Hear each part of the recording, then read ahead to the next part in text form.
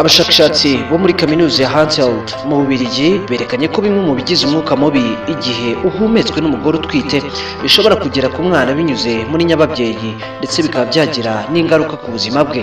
Ubushakashatsi bwerekana ko igihe umugore ahumetse umwuka wanduye uri mu mwotsi w'imodoka cyangwa uva mu gutwika nyiramugengeri, tumwe mu duce tw'ikinyabutabire kiwugize cyitwa black carbon twinjira mu bihaha tugakomeza mu bindi bice by'umubiri kugera no muri nyababyeyi, ndetse tukaba twagira ingaruka z'ako kanya ku mwana uri mu nda.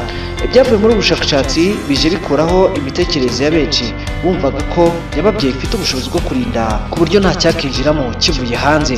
Abagore 25 batanywa itabi nibo bakorewe ubushakashatsi. Igihe bari bamaze kubyara, abashakashatsi bafashe nyababyeyi zabo basanga ku gice cy'imbere kireba umwana hari ikinyabutabire cya black carbon.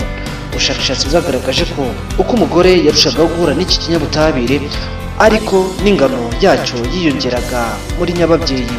Ubundi bushakashatsi butandukanye burimo ubwakorewe mu mujyi wa Londres mu mwaka wa 2017 no 2018 bwagiye bugaragaza ko umwuka wanduye ufite aho uhuriye no kwiyongera ku gukuramo inda, kuvuka kw'abana bategereje igihe ndetse no kubyara abana bafite ibiro bike.